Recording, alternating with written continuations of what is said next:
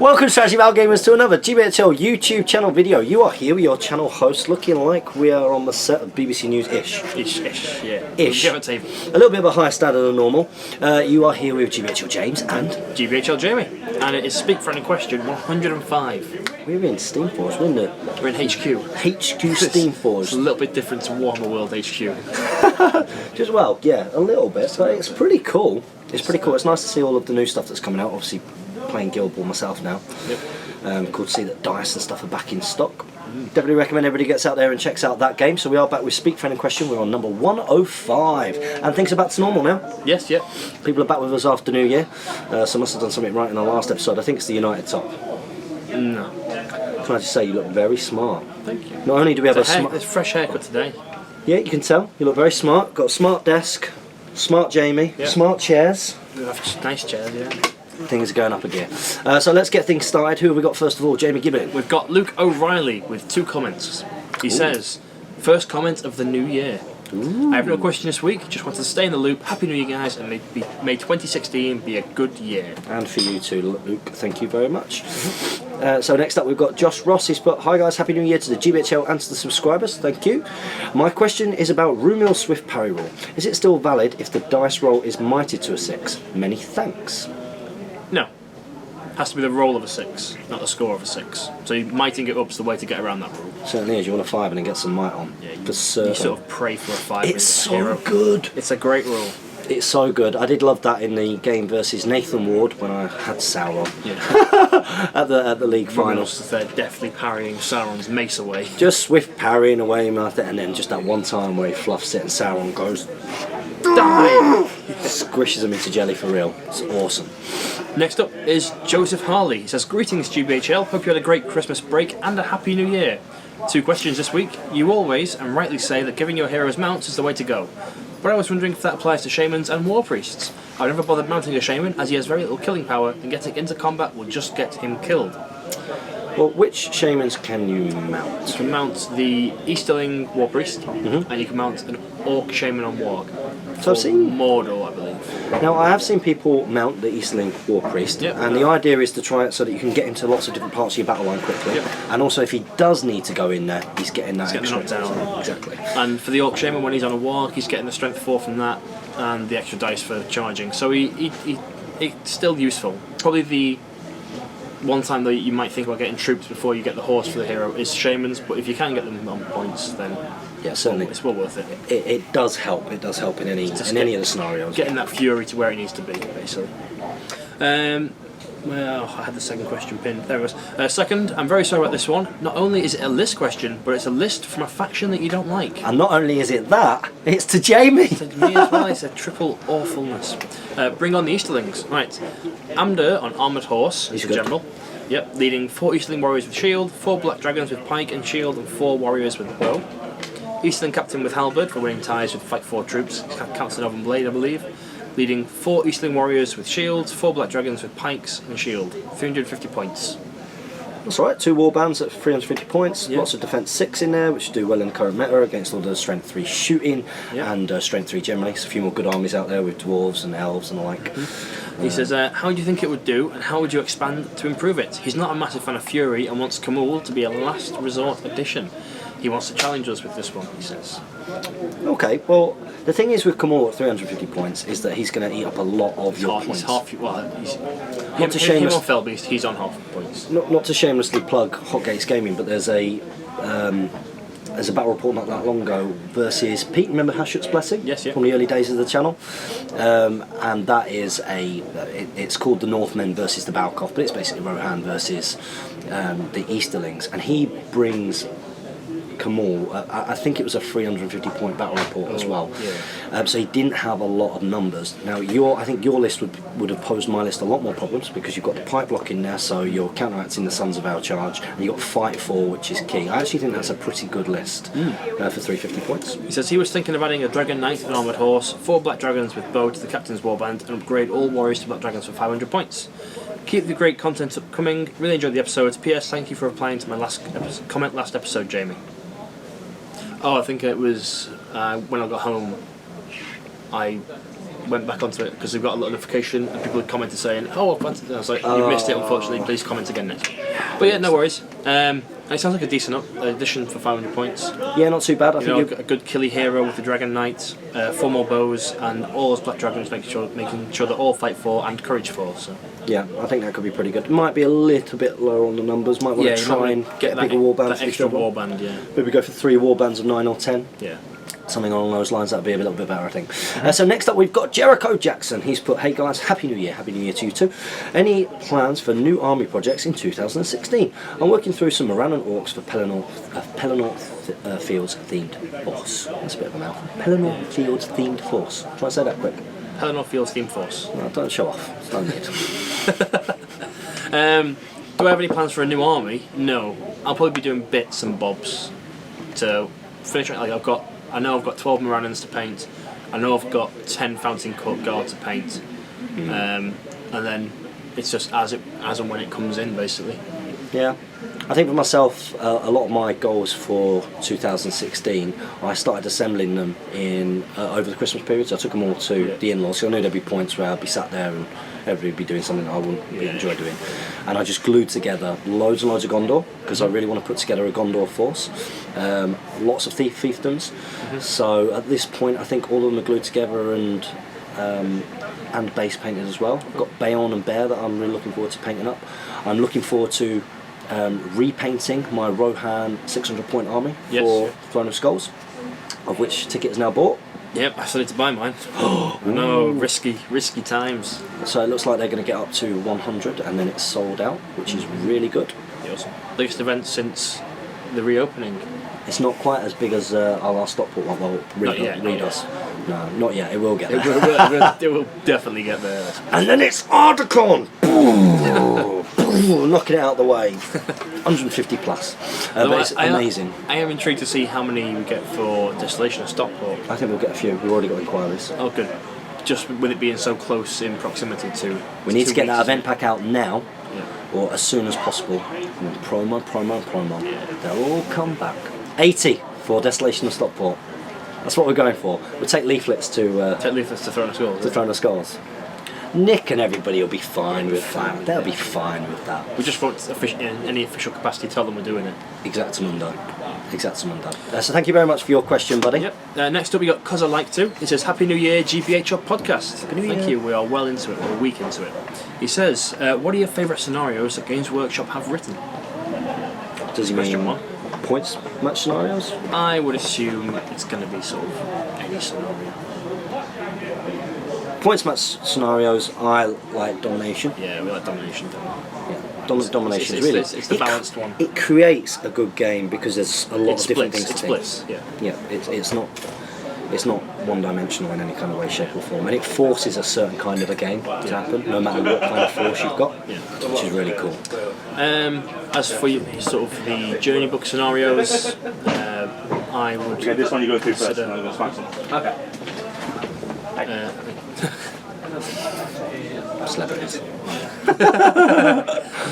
I would consider some of the Fellowship of the Ring scenarios. I really liked the Gandalf and the Ringwraiths fighting on Weathertop. That was a good fun scenario. Yep, definitely worth going and checking out the GBHL campaign playlist, where all of those videos have been done for the Fellowship at the very least. And I'm pretty sure that building up towards the second one, we just need to get Helm's Deep ready to go. I think the only one that I've played is Amon. Is that Amon? Oh no, I did Barley's Tomb is loads of fun. Barley's Tomb is very good. I think Barley's Tomb is a really good one for showing people the game. Yep. Really good one. And number 2, are there any gaming moments that you would have loved to have got on camera? For example, killing them at first turn, etc. Thanks for another episode. I bet I know. We all know which I want. Well, there's 2 actually. There's now 2.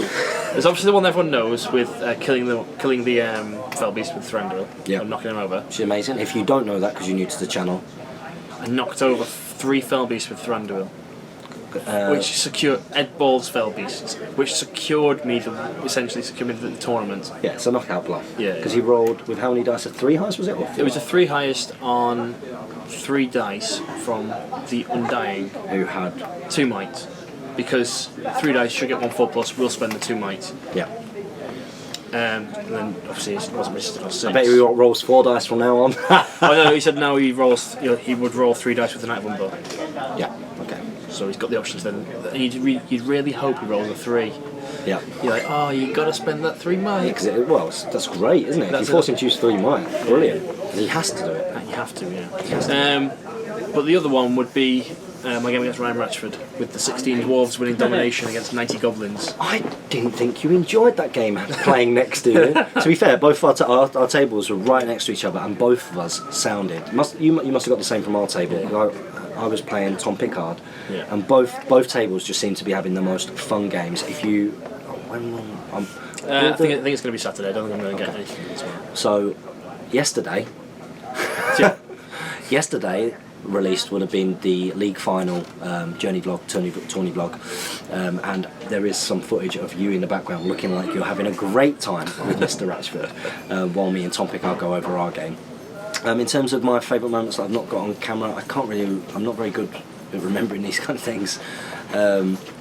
Probably that game versus James Braund at Huddersfield. Oh yeah, when he smashed the comeback, the amazing comeback. Yeah. I'd lost the game, yeah. and then James Braund. Dice. James Braund got diced, and it was that moment when everyone was huddled round, and he had to fluff the roll for me to win, and he did. It was great. I wish I'd have got that on camera because I felt slightly dizzy. So next up we've got, how do you say that? Suleiman's. One is. No, I think it's Wayne Suleiman. One is Kulemans. Okay. Let us know how you say that. Yeah, spell it out phonetically for us. That'd be wonderful. I'm going to a tournament in March here in Belgium, but I'm not sure on my list yet. I thought on taking the following 750 point list: Legolas with armour with 10 Mirkwood Rangers. Good start. Flandriel on horse, leading 4 Armadales with glaives and 4 Palace Guard with shield. And finally, Imrahil on horse with lance, leading 6 Mounted Knights with lances. I've also thought of including Radagast on eagle instead of Doamroth and getting some more of the armoured elves to fill up both of the warbands to 12. What do you think is the best option? And are there any things you would change? I think there's an obvious one in there. Yeah, at 750 points. These numbers are very low. For 7, like currently you're on what, 18, 24, 27 at 750. Yeah, so you're going to be outnumbered in a lot of games. Your big heroes are going to have to do an awful lot. Another issue I can see right off the bat is at 750 points you are going to come up against wizards and casters. Yep. And your big heroes will be for naught. Yeah. In a very short period of time. Assuming that's Big Thranduil as well. Assuming that's Big Thranduil, yeah. It has to be. It has to be on the horse. So yeah, that's going to be a big issue at 750 points, and I can probably see another one there as well, which is seemingly when you look at that there's balance because you've got your shooting part, you've got your infantry, and then you've got your cavalry, but all of those are going to be hit. Your ranger's benefit of actually not being engaging in it, but at 750 points you're probably going to get outshot because there'll be blinding light around, maybe Shadow Lords. You've only got 10 shots, and then when the fight does happen you've only got 4 spears. So you're fighting one elf versus one something else, and that's not a good fight for an elf. Never a good fight. So I think that's going to be very, very tough for you. I would say, I mean, it depends what you're going for. If you're going just to play, go along, it's the army you've got, have fun with it. If you want to be more competitive, there are definitely things you could do to improve it. Yeah, certainly. Dropping Imrahil and the expensive knights and boosting your numbers with troops would definitely be the way forward. Completely agree with that. So we hope that helps. It wasn't a complete destruction of your list, but that's what we're here for. We're here to help you guys out. So next up, a bit of an easier username to pronounce. I'll do the next 2 since they're so tiny. Is Paperclip181, and he says, Happy New Year, guys. Happy New Year, Paperclip. And also Jürgen Björvik says, what are your top 5 Citadel colours? Right. It would be, it's not made anymore, but Shadow Grey. It'd be Administrator. No, it's a really. It might be actually. I don't know what its conversion is. I've not used it since it wasn't Shadow Grey because they didn't transfer it exactly. It got darker and lighter. It was like the middle colour between a dark and light. And I was like, oh, it's not the same. Dawnstone? No, it's just not there. I honestly, there's is it Techless Blue? Is that a colour still? No idea. If you watch my hobby vlogs, there are 4 blues that I use, and it's those 4 blues. Yeah, you're into your blues at the moment. Yeah. I think that I would have to go for Lothern Blue. You've got to go for the ones that you use the most, Yeah. because they're clearly your favourite colours in a lot of ways. And And Doombull Brown is good. Gawthor Brown's really good as well. okay, yeah, Doomball Brown's a nice colour. I like Doomball Brown as a way of getting out like your posh kind of reddish, almost like red leather. Yeah. Because it's kind of that browny leather thing, so that's quite good at picking certain things out. I've done a few scabbards in that, which, because it's only one little bit of it, it really pops, which is nice. So yeah, Doomball's a good shout. I'm well happy I did those 2. Corn red. I like that Corn kind Red's a good colour. yeah, nice deep red colour, goes down nice. And Wild Rider Red and the other one. Castellan. Baylor Brown. Maybe that Dawnstone, I use that quite a lot. Mornfang Brown I use a lot. So yeah, probably those. Go for that. Yeah. This is for you, isn't it? No, this is why. This is why he's put Happy New Year GBHL crew and fans. Happy New Year to you, buddy. Yes, indeed. This year's first loop sustaining question. It is a duty, of course. Number 1. I come from a strong Warhammer 40k background. SBG is a new hobby for me, counting for only 2 years of my total 28 years of hobby. Wow. What I have found is that the SBG crowd is far better than the 40k or Warhammer Fantasy Battlegrounds. Yeah, we are. Yeah, damn right. Better mannered players who, for the most part, leave their 40k or Warhammer Fantasy Battle players in the dust. Do you agree with that before we move on? Before we move on, yes. I think the Hobbit community is definitely one of the most sort of welcoming and friendly. Yeah, I can only go off what other people have told me anecdotally, who have been involved in both or run gaming halls and the like, and have seen various different events, and that seems to be the general consensus. It's pretty much wherever we go, they're always shocked that we all go out for a meal with each other after. That's what's good to see about the Guild Ball community. Guild Ball but is the exact same. That is because of the Hobbit influence. The Hobbit influence. It's a strong influence here with us, Jay, Steve, Crow, these people, and Quinn, and we're just carrying that over into the tournaments. Yeah, so that's really coming off, because those are the things that we value in this area, and of course Guild Ball's massive in this area, and that's then spreading out because this is Steamforge HQ. And that's something that gets anecdotally said. But I also think you only have to go and have a look at forums and stuff on the internet. Yeah, there's the One Ring is a very different place to some of the other, some of those other places. You go to Daka and it'll be a hive of scum and villainy. So he's put, yet there is an air of elitism when it comes to our models. I've seen more reluctance towards allowing converted models or counts as models. For example, a buddy uses a wood elf dryad as Woes' warriors to keep the tree theme in his army, even to the point where Legolas has to be the Hobbit sculpt instead of the Hobbit sculpt to be classed as Megalith. There is I would agree on some areas with that.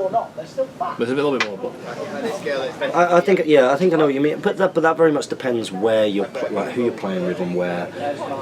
Here's this scenario in which 40k his Warhammer Fantasy crowd tends to be more accepting, and it's the norm for kit bashes or count sets in those hobbies. That's a good point, because there isn't a lot of it's not encouraged really, is it? For if you look at the way that Hobbit miniatures come through, it's not like you get lots of accessories and lots of spare bits and different weapons to put on. It is, you build the model like this. I think that's the way that it is. I think it's because Games Workshop, especially in the past, really wanted you to make the game your own and make your army your own, because it's their IP, they can do what the hell they like with it. Yeah.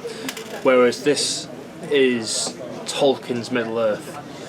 And yes, okay, some things like the Black God, the Woes are Games Workshop's creations or Games Workshop's invention of it. Yeah. But if that's the invention that we're accepting when we're going into the game, that's the one that you want to see on the table. I completely agree. It's got that air of it's like a historical game almost. Yeah. It's got that air to it, so people very much feel like, well, hang on, this has to feel like the books or movies, because there are a lot of people involved in this system, and I was one of them included until reasonably recently, who got into it because they love Tolkien and Lord of the Rings, not necessarily wargamers in the first place, only wargame because... Well, the hobby is very sort of shunned as a as a war game by the wider community. People are still amazed we get sort of the numbers we get at our events, and so regularly as well. Yeah, a really recent one was Ash from Guerrilla Miniature Games. Yeah. He's been mentioning us a lot lately. So I saw that. Yeah. Old reference, you have to be a first stager. No one will get that, I don't think, anymore. There might be one or two out there still. Comment below if you get that reference. Yeah. But you know, he was hugely surprised and said it on his channel that there's such a massive community out there. Recently joined the Great British Hobbit League Facebook group, and just couldn't believe how many people are involved with this channel. Yeah. And obviously he loves the game. That's why he started covering it. Yeah. Which is good. Even the guys here, sort of the War Machine players, they say their sort of events calendar stops around sort of the October time and picks up again in February. Mm-hmm. So what happens over the Christmas period with yours is like we were going well into December and we are going again this weekend. It's always on the go. Sorry I can't make Ripon. Yes, indeed. Sorry. Really sorry I can't make it. It's Jane's birthday. For me, it was too close to Christmas. It's too close to the holiday season to be getting back into the tournament scene just yet. But best of luck. By the sounds of it, you've only got 2 tickets to sell. Yeah. You know, we would have done it for you. But best of luck, and we look forward to hearing how that goes. I'm sure you're going to get rave reviews, Mr. Champion and Ripon Wargamers. So he's got another big question here. 2. Any plans on GBHL YouTube channel to make videos on the more? We should just do it. We should bite the bullet and just do this one. We do need to, don't we? It's very tough. It will be tough for me in January because this is just insane. I go to New York at the end of the month. Oh, nice. For about 5 days. I can't afford to, but we booked it a while ago. So yeah, we're going to New York at the end of the month for 5 days. Then when I'm back in February, maybe that's something we do. Yeah. We need to get together for like a day of filming because we've not done that for a long time. But that's mainly because of you changing jobs and all kinds of things going on, like so. So yeah, more Door Sourcebook review. It's coming soon. Remember, we thought that we'd done it. That's the only reason why it didn't get done. Don't say it's coming soon. It's coming. It's coming. Yeah, at some point in the future. At some point. An introduction to SBG as a hobby overall. It would be great to have a benchmark video that talks at a very broad level about the beauty of the hobby. I think that didn't Damien do a video along those lines? Was that, did he go through all of that when he did the hobby? He did the hobby inside the hobby or some video where he showed off his yeah, it was the hobby display outside case. the hobby, wasn't it? The hobby outside the hobby. It was something like that. Yeah, Where he showed off the Battle of 5 Armies. Display. Yeah, And display board, and he started talking about the other aspects of it all. Yeah, I think that's a really good place to go. So you'll have to trawl back, but if you type in GBHL podcast hobby inside the hobby, maybe hobby outside the hobby, type that in, and that's a really good video from GBHL Damien, which should cover all of those areas. The game itself, the vibrant global tournament scene, the 4 main video feeds, Palantir, Speak Friendly Question, Battle Reports, Vlogs. So that way, someone I newly direct to GBHL channel is instantly taken into the loop. I guess he means the video about including these. Oh right, okay. So you say like, welcome to the channel, this is what we've got available, etc. This is the hobby that we're in. We have these 4. It's like a new intro video, effectively. To signpost people. Before we started this, I said we should definitely do one because it's been a year now. Yeah, it's been a long time. And that doesn't look outdated at all. The amazing green screen attempts in the background. It's amazing. Disappearing every so often. It's wonderful. My hair's not there, is it? Apparently it was because there's yellowness in the specks of the grass map. It was picking up that and picking up that on my hair because I clearly got yellowness in my hair. So yeah, a new intro video in the future is something we'll definitely do. Thank you very much for such a big contribution this week, Wah. We do appreciate it. He says, it's from Michael Bojan, he says, thank you for answering my question and great episode as always. It's really too bad that the tournament reviews had to go. I get the reasons why, but those reports gave me much insight into the competitive side of SBG, which is something that can't be found nowhere else on the channel. Probably the only thing missing here, honestly. Anyway, my question is, what armies are you looking forward to play this year? Thanks, and keep up the great work. Well, I wouldn't say that tournament reviews are gone. The sit down talk at a camera for 40 minutes is gone. Or 3 hours, if you're doing a solo one. Yeah. If I'm doing solo video. Any solo video. Yeah, they're not gone. again, just on the figures, when you look at how many views, there are a group of people Who will watch that? who will watch those videos, but it isn't sort of the mainstream kind of the main group. So we might do them, but they're not the most efficient use of time, and they're not the most visually entertaining. Whereas what we found, the kind of journey, the tournament journey vlogs, seem to be much better received by a wider audience, because it shows the whole. I think it better shows off what tournament's about as well, because you're getting to see the travelling, the mates going together, the fellowship getting together, as it were, and going on an adventure, and you get to see the interaction. You're seeing all the different armies, and then you're getting the two players there and then, quite fresh, having a quick discussion about what went on, rather than you sat there with your pen and paper and you've had to try and remember. You've made some notes and you're trying to remember what happened. Okay. Oh, I think. Oh no, what happened was actually. Oh wait, there's no way that was a different game. And you're effectively like, I'm sat there explaining to Jamie what my game was, and then you're explaining to me what your game was, and it's very much like that, and it doesn't feel. It doesn't feel like an organic way. The car journey videos are good as well. Like, if we can get them going, just to find a way to stop the car rattling against my camera. But that's a decent use of time, because usually if you're driving back from the tournament, you got about an hour to kill on the drive back, and that's when you all talk to each other about your games, like the amazing moments that happened. So what happened there, and who did you play? And if you've got a group of you like that bouncing off each other, that can be very, very cool. So that would be a better use of time. But being sat on a couch or on a lovely desk like this, I don't think that exact format will be back. So armies that we're looking forward to playing with this year, I'm guessing he means. Yeah, it was successful to play this year. Oh yeah. So I'm just going to be probably running my Wood Elves this year. I'm just going to compete at the events I go to. I'm going to cherry pick the ones I can go into as well. Rohan didn't come out enough last year. I wasn't at many tournaments, and when I did go, I found it with the Elves that although I enjoyed playing all these new forces, like it wasn't. It's not you. It's not me on the battlefield. It's me. It's just something else. It's something we discussed a lot in the early days about, people would be like, oh, what are your main armies? It was a very, very kind of cobbled question, and we would go into depth about why they were our armies. And usually you pick an army because you like that playstyle, you like that risk-reward factor of something. You like. Well, you can imagine yourself as a wood elf, running away. You know what I mean? Yeah, you become the general, don't you? Yeah, you become Legolas when you play those games. Like, you want him to do well. You're leading the troops, and you're trying to think of it like that. And it's the same with me when I play with my Rohan. I'm thinking of myself as that warrior Rohan, the rider of Rohan, AMO, and because I love how it looks. And I think that, especially if you start getting into playing competitively and you start going more towards those things. I mean, you were quite lucky that your force was pretty competitive back then anyway. Although I got something from mine in the end, which is all right. But you can move away from what you originally went for that exact reason. And I'm looking forward to sort of getting back. I want to play with my Rohan more. I want to paint it up to the level that your new stuff is now. Yeah, exactly. So this year, Rohan and Gondor. Actually, I want to do Gondor. Gondor's for winners. What? Morgan, but with potential spoilers. Oh. Okay. Saw Star Wars on New Year's Day.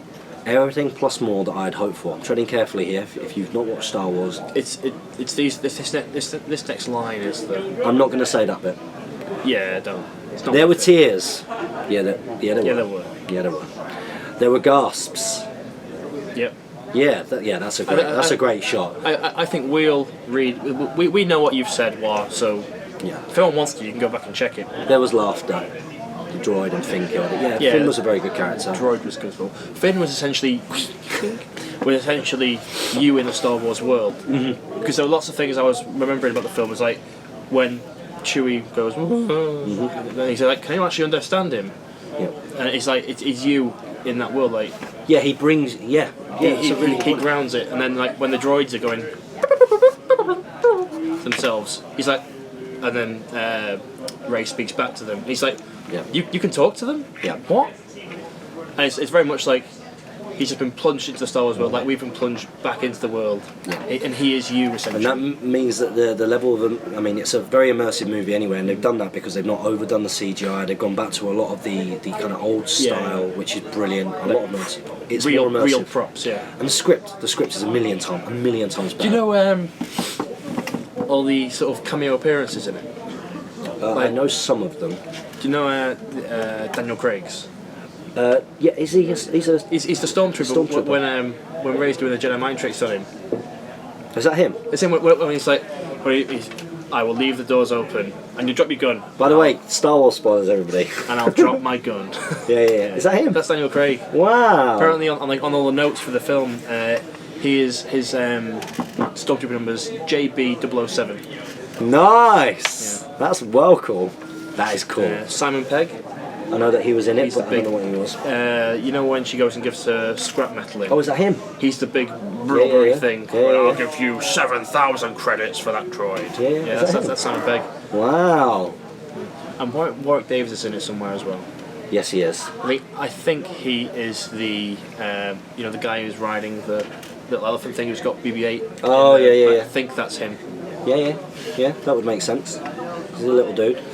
Jamie's very on the Star Wars at the moment as well, because you've recently attended an X-Wing tournament. Yes, yeah. Nice bit of banter between us on Facebook. Yes, yeah. Seen James C on there. Finished moving. Good God, let me down. Going to 2 more as well. Ooh, how exciting. How did you find it? It was good fun. Mm-hmm. My flying to begin with was pretty rusty, and then by the end of the game... As expected. Yeah. And then by the end of the event, I was flying sort of, not top tier obviously, but I was better and I could see my moves planning ahead. What X-Wing list did well, did you find? Who?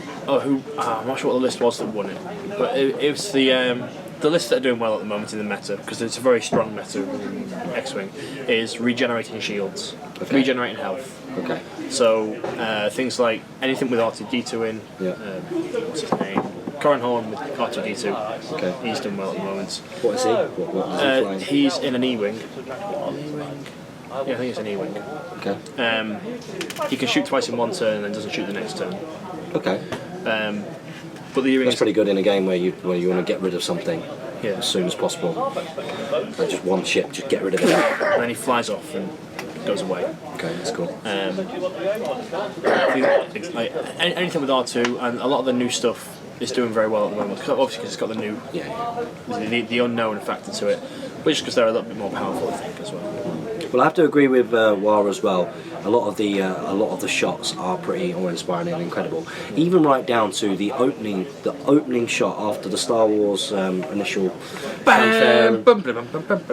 After all of that, and again, it's a nod to A New Hope, because the first shot in A New Hope is you've got the little rebel ship with Princess Leia on. Coming in, it's tiny, and then all of a sudden you've got the big Imperial Star Destroyer coming over, and there's so many connotations that, I mean, you don't even have to have done media studies to work out that it's trying to show that this is big power, it's the Force, a big overbearing power against small little odds, and that this is stats one way or the other. It paints a picture. The opening shot of Episode 7 is there's a planet, and then there's a shadow of the Imperial Star Destroyer. Going across, so it's highlighting that there's still that shadow of the Empire, that and it's clever. It's clever in a way that episodes 1, 2, and 3 aren't. But I'll talk about this for ages. Yeah. So yeah, we agree with you, War, and he's got another part here. He's put the loop cares not from where the wet questions come from, only that they come. Corn cares. This was just a quote from last week saying, "Do we know where it comes from?" Oh, corn cares not from where the blood flows, only that it flows. Corn, Lord of Skulls, one of the 4 main Chaos Gods. I've got Corn forces for 40k and. Well, you should have got that one. No. I shall grant you the right to get yourself a bonus spreado anyway, as it's the new year. Well, that's very kind of you. I'm not going to try and work out how to do this. There we go. Next up, we got Son of Gloin. Ooh, he says, good guy. Yeah, he's on Twitter a lot as well. He says, "Alright fellas, loving the videos. I'm still very new to the gaming side of SBG and would like some advice on a 450 point dwarf list. It consists of Gimli with Elven Cloak, Balin with Durin's Axe, 10 Khazad Guards, 8 Iron Guards, 1 Warrior with Banner. What do you think? Cheers, and all the best for the year ahead." Pretty solid. Yeah, the only thing I would potentially swap out is maybe drop a few Khazads into shields, just so you can shield them. Yeah. That's always the thing, because you're a small number. You will get isolated. So it is worth doing. It is worth doing if you can. So thank you very much for that, Son of Gloin. Next up we've got King Bonezai. It's not Bonsai. I think it's Bonsai. Bonezai. Bonsai. I don't think you pronounce the E. I think it's just Bonsai. Okay. Let us know who's right.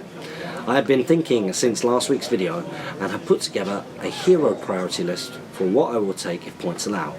if I can't fit any, I'll use a captain. So here it is. Thrain, using the SBG fanzine profile, in which he is 15 points cheaper and gets Burley. Okay. Dwalin, of course. King's Champion. Thorin, or Floy. Because I can't use Thrain's SBG profile in tournaments, I'll bring Thorin instead. My objective is to use mainly Army of Thrall with Khazad-Guard at high points for their strength 4. Yes, I have a lot to talk about. I would also like your opinion on this list. First warband, Thrain, SBG profile, 6 Warriors of Erebor with shield, 6 Warriors of Erebor with spear and shield. The second warband, Grimhammer captain, 3 Grimhammers and 1 Warrior of Erebor. Models, 18 kills to break, 9 kills to 25%, 14 might. Thrain will be my general. So what do you think? Thank you all for the great content.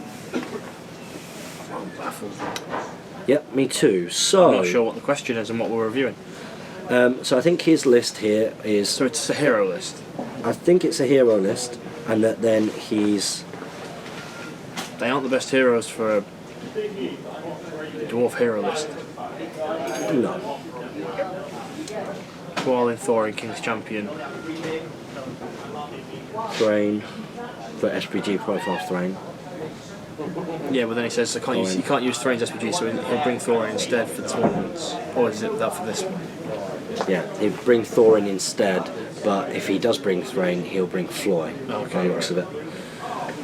What might be a good idea is just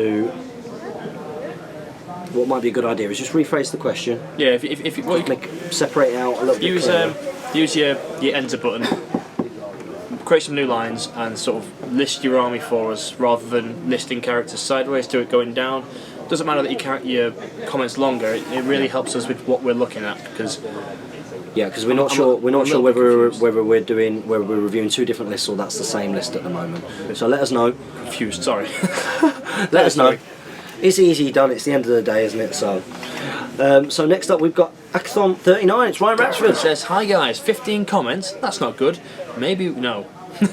Yeah, no, maybe we need to reintroduce the double triple loop again. No. Well, listen, we've got wow. Yeah, who needs everybody doing double triple loop when we've got that guy? We've got 32 comments. We went back to normal. When you can't think of a question, army list. I'm trying a more fleshed out dwarf on this time. One Jamie that loves focused you. on their strengths, trying to mix and mash areas like I think many make the mistake of doing. So 600 points. He's got Gimli doing the same thing. You've not. Ryan Ratchford. Use your enter key. Enter key. It's not difficult. He says he's got Gimli with Elven Cloak, leading as a general, leading 12 Dwarf Warriors with shield.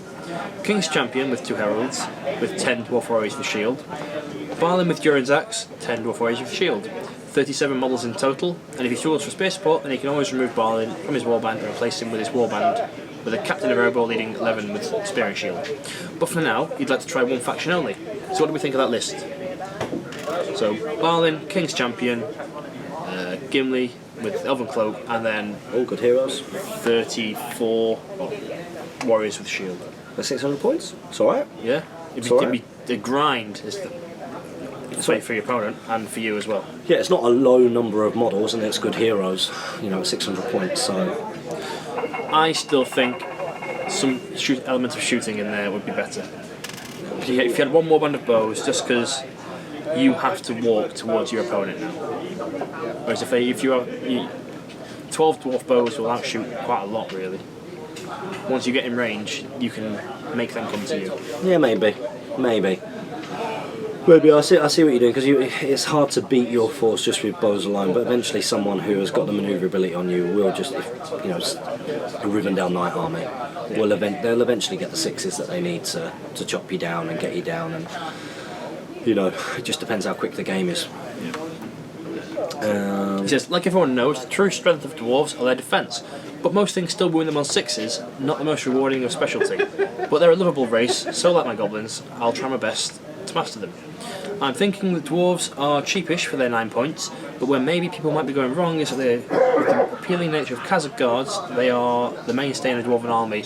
Although they're good for 11 points per model, it does slowly build up over time. It's why dwarven armies are so small. Khazards are good, but I think they might struggle from the fact that they can't shield. They have a good defence and strength and bodyguard, so they're good all-rounder, where dwarves should really be focusing their points solely into defence. I would agree with that. Yep, we agree. We mentioned that before. Which is why earlier on we say drop some of those hazards, get some shield so you can, tie up 2 guys and shield. Yeah. Shielding and having a banner. You're rolling 3 dice against their maybe 4, but you've usually got the higher fight and the higher defence. That was my tactic at Throne of Skulls with because remember before we went there, I was all mounted Rohan, but for the 600 points I said to Jane, I don't think it can work as well at 600 points. Like 500 is the sweet spot. And that's effectively, it's a proper shield wall. Rohan Royal Guard with the banner behind and just shielding with all of them and letting the cavalry do the picking things off, Yeah, so they just go and hold up and try not to die. So same kind of idea. He says that's what I've tried to do with this list. It's got good heroes, 2 banners, and a lot of defence 7 models. 35 in fact, and the other 2 are defence 8. But the King's Champion's Heralds can be defence 9. Thoughts on it? Yeah, it's a good list. Try it out. And you're thinking about it the right kind of way in terms of the list building. I think that you understand the frailties of the dwarves and the mistake that most people make, I think, which is just going for the big shiny toys. Definitely. So thanks very much for that, buddy. Yep. So next up we've got Wasadi 1969. But hey guys, thanks for the content, splendid as always, thank you very much. My question is, can fluffy armies be absolutely filthy, and have you faced one? Yeah. Felbeasts. Well, see, named rays on Felbeasts. There are themed filthy armies. I think fluffy armies are when it's a list that is themed, but it's also not very good. That's what I think. Oh, right, okay. I think themed and fluff are different. I think it's down to okay, so yeah, that's all down to interpretation of the words, isn't it? Fluffy for me is a soft force, a soft themed force. I thought fluffy was because when people talk about the fluff of, they're talking about the backstory. The backstory of, yeah. So I always think of something which, like a fluffy force, is a force that has a bit of a backstory. That isn't maybe as obvious. Like a themed force is something you definitely see in the movies or the books. So like an all-mounted grey company with Rangers and North on horses and how you would say that's a themed force, but maybe I don't know, Ale the Young and Sons of Ale is more of a fluffy force because there's fluff there, it's a backstory, there's something that's more historical. I don't know, that's my interpretation. I guess it depends on anything. So I guess depending on your interpretation, yes. Yeah. Yes. Yeah, you certainly can do. Next up is GFHFHFG. He says, do you believe that GBHL has been responsible in part for the new growth and popularity of the strategy battle game, with things like Throne of Skulls returning and the ever-increasing size of tournaments? We can't have hurt. Yeah, that's very true. We can't have hurt it because we've definitely brought people into tournaments. Like, people have found the YouTube channel and then gone to a tournament, come to our tournament, met people and gone to more tournaments. It's very easy. Oh no, my toy! What is it? It was just a bit of plastic. A piece of plastic or glass that you were playing with. Bit of plastic. At least it wasn't like some kind of balsa wood Rohan tower. It would be very easy to kind of to be modest about it and kind of go, oh no, it's not down to anything that we've been involved in. Clearly, there are people around the world, in particular YouTube channels setting up in America and other kind of places, that have been motivated, inspired by what's been done on this channel. And this channel, we've sort of showed people that there are people playing the game and allowed people that haven't been able to maybe get to play a game for such a long time to feel like they're immersed in the hobby, as well as at the same time show that there was a tournament scene which was fledgling and getting going. There was a group of people going to that. We promoted that. That's got new people in, so people are now playing. So we have contributed, and then that must go into the psyche. Into Games Workshops. Like, they're actually playing the game again. Because it's very easy to perceive no one is playing the game when no one is playing near you. Mm-hmm. Like, if no one's, I think it's been said quite a lot on Real Miniatures, that if no one plays in your area, you assume that game is dead because you don't go outside your bubble. Yeah.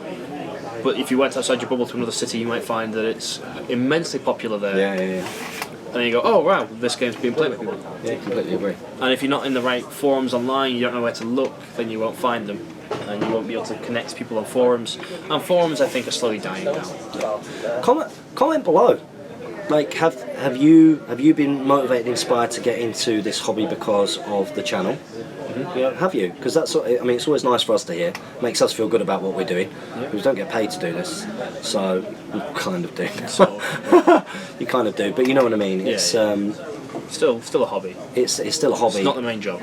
So it's really, really nice, and that's a big reason why why I'm involved in it as well. Is that it's a wonderful feeling thing, and that you have contributed in some kind of way, and you can't help but feel that Throne of Skulls is off the back of, and that isn't just because of the YouTube channel, but on the back of the Great British Hobbit League. Every single TO, everybody who's been running tournaments, everyone attending as well. Everybody attending. There's no point making an event if no one turns up. No, so people see that down in Longbottom Carnival, there's been 50 people going to that event. That up in Scotland, there's been this many people.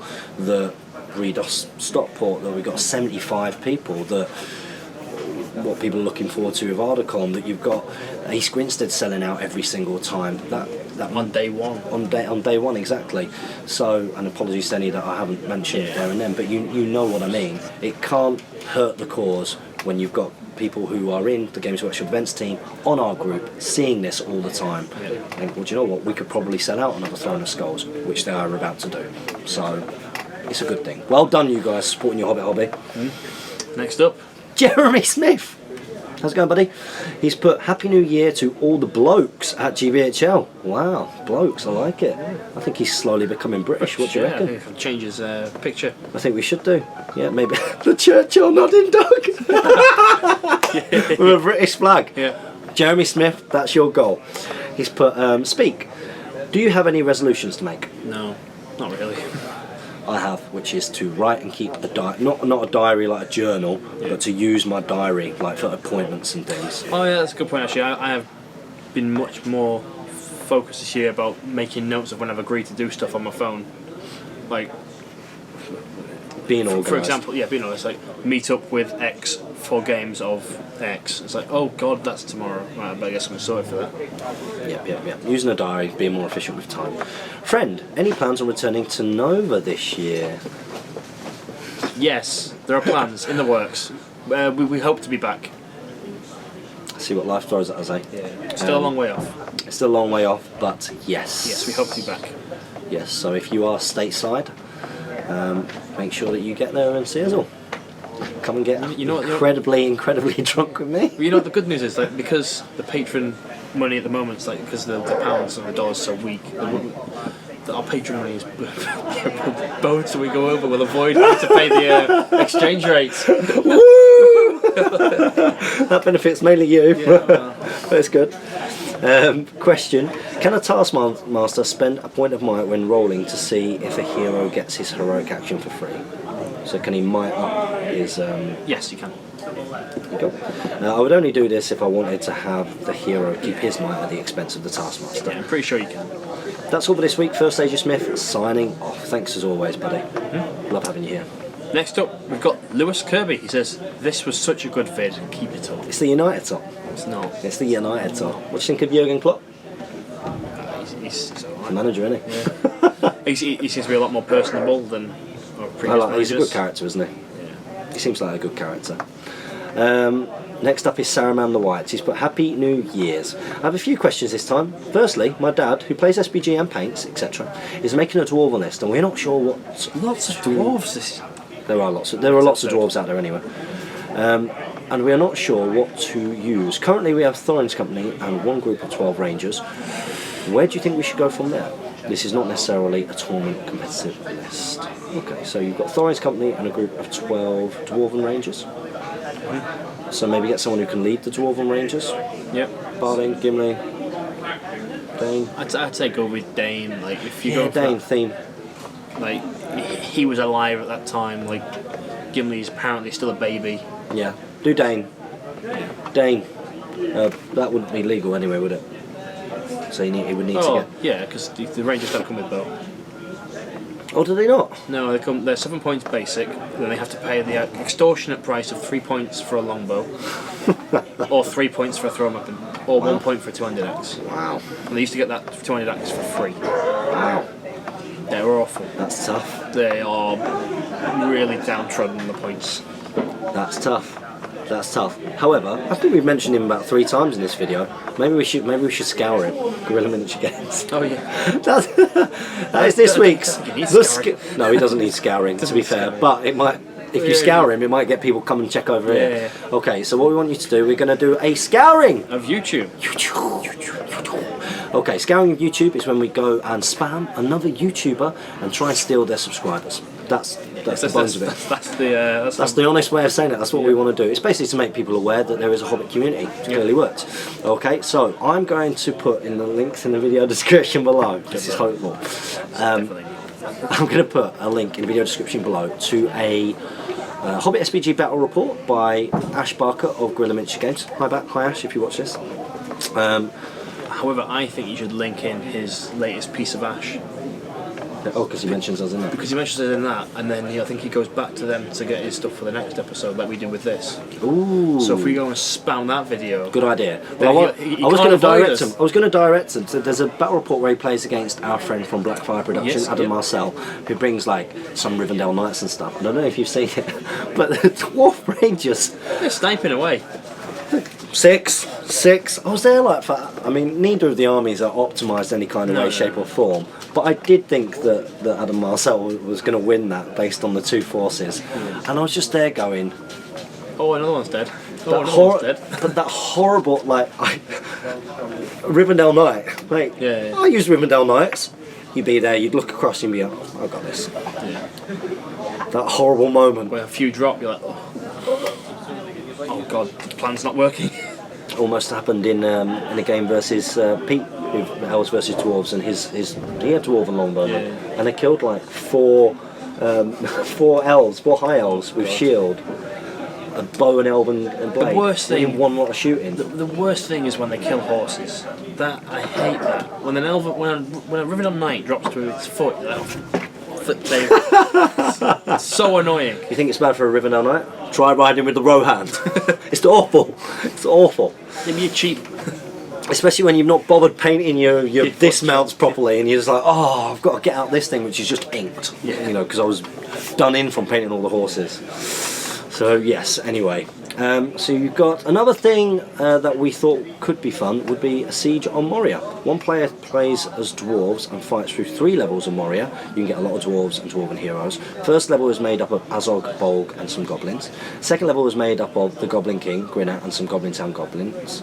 And the third floor is made up of Groblog and the Beast Caller and some goblins. And the final floor is the Balrog. You have the same amount of dwarves throughout. So you've got to fight your way through all this. So essentially it's a wave game. Okay, do you get your stuff back on each level? You'd need it. You would need it. You're in a lot of trouble otherwise. Tell me what you think of this scenario, thanks. I think between you and your dad could be good fun. Yeah, it'd be good fun. If you want to see sort of a progressive sort of dungeon crawler, as it almost were. Oh, I remember. Yeah, I remember. There was the one of the original season 1. I remember it. Devastated. Went the wrong way. One of the season 1 Goblin versus Dwarf battle companies. I'm not sure which one it would be at all. It's one of the dwarven ones, definitely.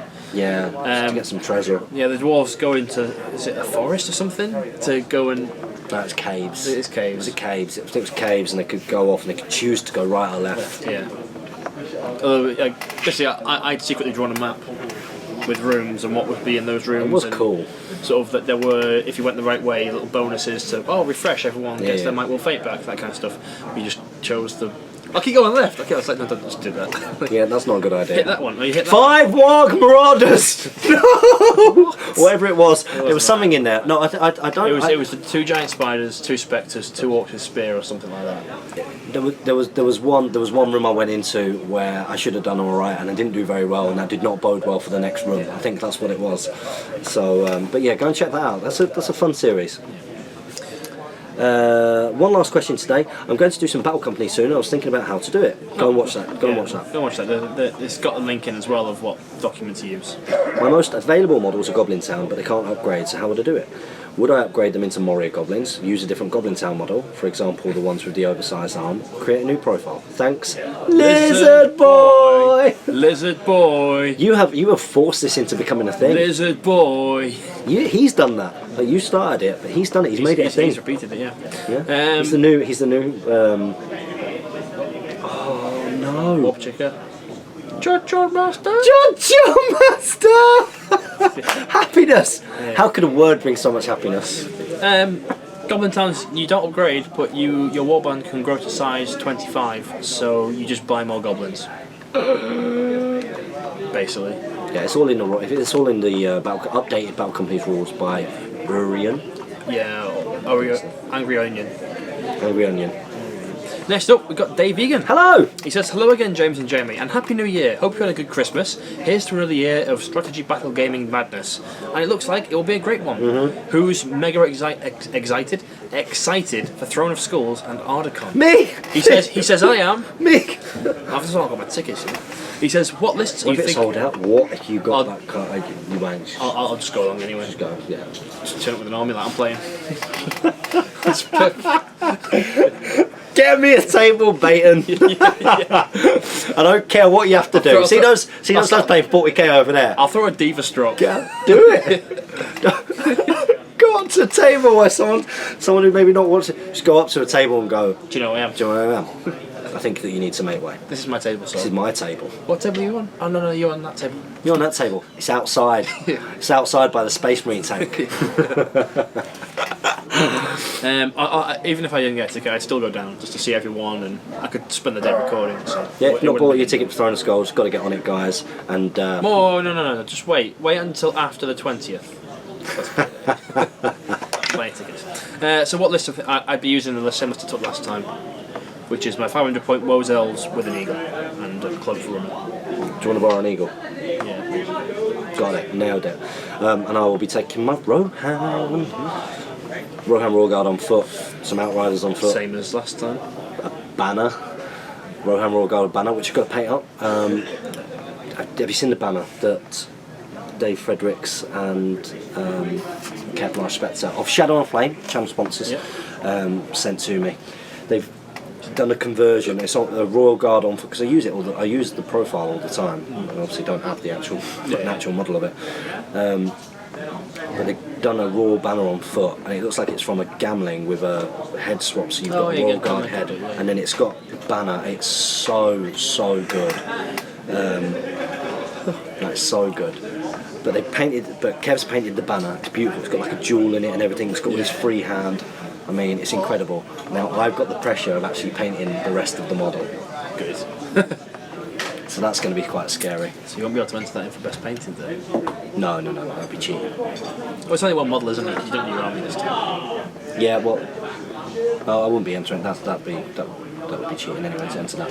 But I will be entering Knight of the Pelennor, the actual model, which I am now painting. Coming to a hobby blog near you soon. Just stick a Guild Ball model in. Yeah. See if they're nice. The Guild Ball stuff turns out well. Yeah, I'd put my Ball Rocks in there. Don't think you're allowed. So next up, Mr. Snubler. He's not finished yet.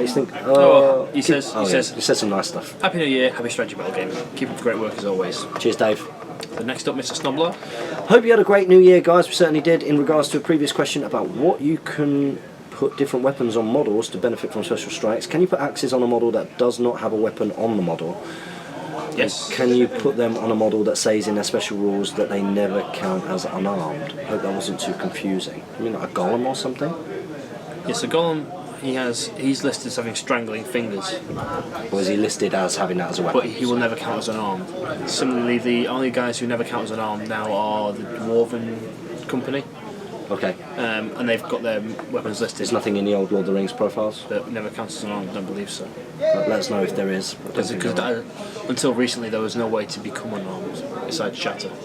Shatter's the only way you become unarmed in a game. Scary Galadriel? Galadriel? Does she never counts as unarmed? No, she used to have an elven blade, Oh, okay. so she had a weapon. Okay. And that got taken off her. Poor girl. Okay, interesting. Well, let us know if you know otherwise, but there you go, that's an answer for you.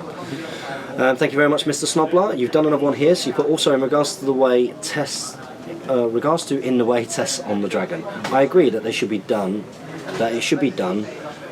the way that most people play it, where the arrow is fired along a single path. However, the issue is if someone were to turn up to a tournament and say to their opponent that they have to take all 10 of those in the ways for goblins in front of a dragon, then due to it being in the rules, they have to take all of those in the ways. Obviously, this discussion could go on forever, but I think a community FAQ should be made for it. It'd be coming soon, I imagine. Yeah, well, I definitely. Oh no, there was an answer. There was an answer, wasn't there? Damien had already received an answer for it from Simon, which was Don't be stupid. Yeah. and this is the way, and this is why you and I, we both know that really, even if it is written that way, it's not intended that way. And Games Workshop is very much an intention-based rules writer. Yeah. You know, if it seems silly, then Don't worry. Tom Turtle next. He says, "Have you thought of doing a channel New Year spring clean type thing?" I mean, you mean get rid of video? Oh, okay, but no. I mean, like. I thought you were going to say get rid of hosts. Move him aside. God. He needs dusting. He says, I mean, like going through all the videos ever made, making sure they're in the right playlist, they all have consistent and correct titles, and also check out the views and likes per video to see what's been the most successful. Well, we do that all the time. Yeah, that's addictive. Yeah, once you start looking through everything. You go to Video Manager. And you have to. There's no little analytics anymore. You have to click on the views. Don't you? Yep, that's right. So go to Video Manager, and then they all come up, and it's in the order that you've uploaded them. And then in the right-hand corner, it's very addictive. You go and click on it, and you go down most viewed, boom, and then right there on. And then you start going through things like most viewed by minutes, and then Have we had a million? We've had a million. No, we've not. We're close though, aren't we? Close. We're at 960,000. 960,000. We're getting close. Getting very close to. We're getting close to a views. minute. That's incredible. Million views. Just go spam F5 or something. Yeah. So not so much a spring clean to thing. Not really. No. I've reordered the front page a little bit. Okay. But yeah, just like moving things. Occasionally, just like when Star. I've done that occasionally as well. Yeah. When Star Wars came out, I dug out the X-wing list and brought that up to the top of the screen, just because there's hype for Star Wars. So why not get the Star Wars videos? Just little things like if there's a Battle Company series out, then that'll go to the top. Yeah. If there's not any, or if there's like some kind of campaign out, there's been a couple of at the moment, those will go up near the top. Like, okay. Normally, you'll get the battle reports at the top because they're the most viewed videos. What I changed the battle reports ever so slightly. It's not just battle reports now. It's one where you get all of them, all the playlist, and it's got like the battle reports at the top, then the Fellowship campaign, then Middle Earth's Deadliest, and putting all the playlists available for people to see, rather than the actual videos. Right. Okay. So people can click into the playlists. Okay. Next up, we have Nano Dave. Nano Dave 1980s. Well, hi GBHL. Me and a friend will be attending our first SBG tournament into the West in Cardiff, Wales. Fantastic stuff. Good news. When sending a TO and Army list, what template sheet do you use to send them the list? Also, is there any more information you can give about your first tournament? That would be great. As always, keep up the good work. Thanks, Dave. I don't believe anybody uses a template. No, you just type out your army. So, like, your general is the first thing, his warband, next hero, their warband. And at the end, like points spent. Always a good idea to top up the equipment on there. Make it really easy for them.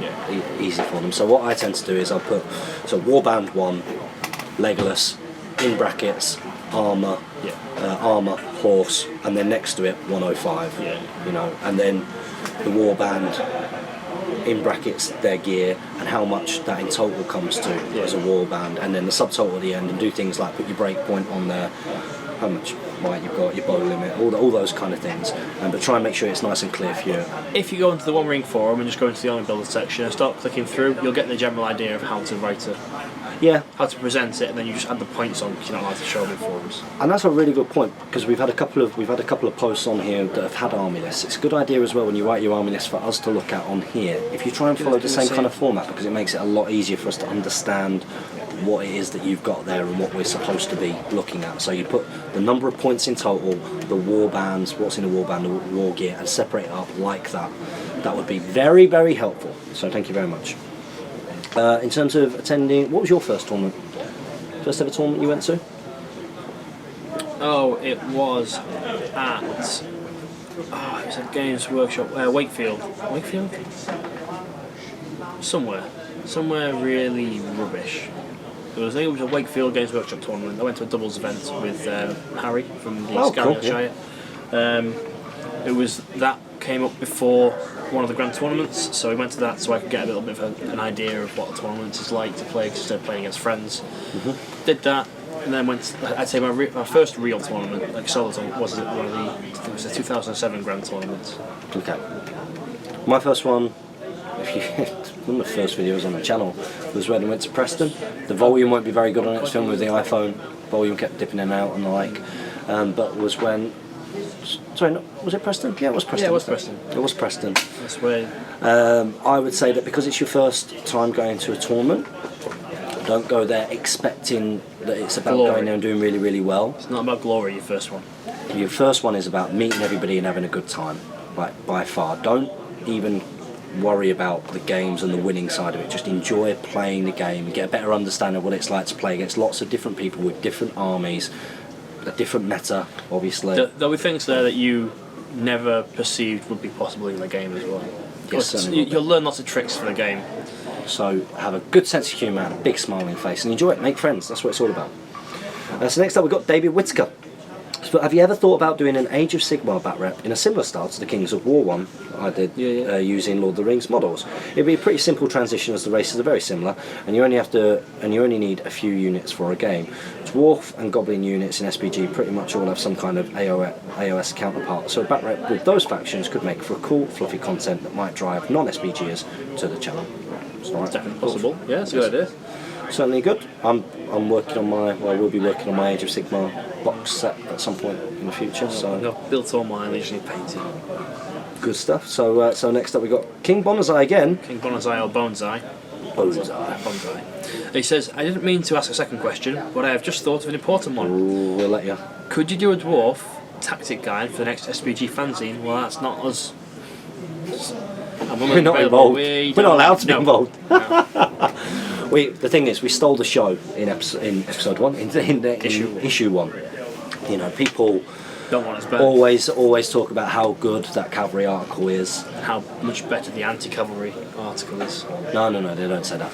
But as a whole, they just say about that section. They say even the pictures of the guys, it was so good. They're handsome, knew what they were talking about. They won't let us back. You know, they don't want the magazine to be dominated by our charmingness. Go to the Planter or go to Damien's hobby vlog and ask how do I get my hands on a SBG fanzine, and he might be able to help you out. Ask him how do I pay. Ask him how to pay for an SBG fanzine, and that will be the code for answering what was there. So next up we've got Matt Byrne. He's put, Happy New Year guys. Okay, so I've returned to the hobby after 8 years. Woo, that is outstanding news. And I'm looking into an Iron Hills Dwarves army. GW owe some Hobbit miniatures before the license expires in 2017. So I'm expecting to see some Iron Hill releases. I think we all are. News. In the meantime, go and check out Shadow and Flame, the conversion sprue, which is perfect, absolutely perfect for converting Warriors of Erebor into Iron Hills Dwarves. If I wait, I can see which direction GW are going, what new factions are coming into play. So should I wait? If no, what should be on the list for an Iron Hills force? I'll convert Grimhammers. They would have Dwarf Warrior stats plus shields and spears. So an Iron Hills. Well, you can technically already take Iron Hills veterans if you take Murian and Draw from the Durance folk list, but that's just the name of the troop rather than the actual aesthetic. Definitely worth getting a couple of boxes of either Warriors of Erebor, or getting Grimhammers to convert up into Warriors of Erebor. I think Grimhammers to convert into your Iron Hills dwarves that can stand in as the dwarven warriors, like Damien's done. Yeah, and go and if you want that kind of look, go onto Shadow and Flame, and you can actually get shields that look reasonably similar to the ones from the movie. If it's the movie aesthetic of the Iron Hill Dwarves that you want to go for that. So a couple of boxes of those, get in contact with Shadow and Flame, and then get yourself a couple of the heroes that can lead them. Yep. There you go. Next up, Larry Miller. I'll do this from Rob Camps. He says, what about this one? Now this was because last time he posted a question saying, is this question too late? And I replied saying, yes it is, sorry. So no, your question is not too late, Larry. And Robert Camp says, hello gents, hope this is in time. I've been on holiday without Wi-Fi, so I'm back in the loop as of this week. Woo! I've just finished episode 103 and can say that I started watching in late September of 2015. Wow, you've gone through 100 episodes of us. That's incredible. In September, October, November, December. 4 months. That's 25 episodes. You're essentially watching one a day. Yeah. Yeah, it's an hour. Almost like, yeah. Yeah, but do you think, something. if you think about it, a lot of people, when it comes to watching TV, watch probably about a couple of hours of TV a night. Yeah. I don't, but some people do, don't they? Watch a couple of episodes of Coronation Street or whatever. Stick it on unless you're doing something. Yeah. Exactly. So instead, doing a bit of hobby work, put a bit of speak friendly question on every night. Yeah. It says no real question this week. I will say I'm looking forward to this year in the hobby, and I'm hoping to get an Aragon ticket, and that I've got an army bought and painted by that time. Thanks, guys, and happy New Year. Well, you've got a long time to plan for Ardacon. Ardacon, of course, is in late October, and tickets should go on sale in February. And there'll be more details about that very soon. If you're not already, get yourself onto the Great British Hobbit League Facebook group and go and check out the events tab, because in there is the page, the event page for Ardacon, and up there are regular updates about what is going on currently. So very, very soon there will be some more exciting news for it. And finally, Son. no, we've actually spoken about this on Facebook, so I shall let you. Okay.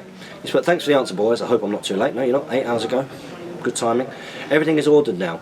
Suladan, Golden King, the Commander's box set, 24 warriors, 9 Abakan guards, 9 Watchers of Karna. Where lies their strengths and weaknesses? Also, if I was to expand, what would you get? Because considering the cavalry. Suladan, good. Golden King, good.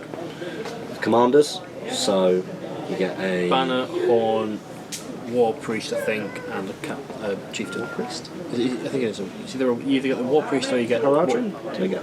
Oh no, sorry, that's these things. I think you get 2 Chieftains. Like 2 chieftains. Two Chieftains, Hornblower, and Banner, I think. 24 warriors, 9 Abakan guards, 9 Watchers of Karna. Okay, 9 Watchers of Karna, very good, very strong, very cheap for what they do. The most competitive Haradrim builds tend to be 50% Watchers of Karna, and then loads and loads of Serpent Guard and the like, because they're more elite.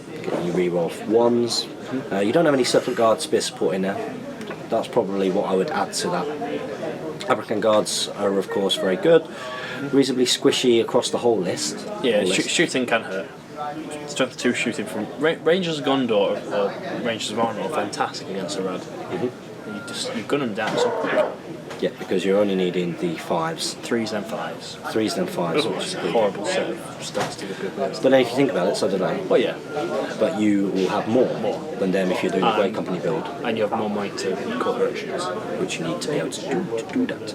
Abakan Guard. Oh, Taskmaster, that's what you get instead of a second chieftain. There you go. Taskmaster. That's what you need in there. The Taskmaster is a big plus for that.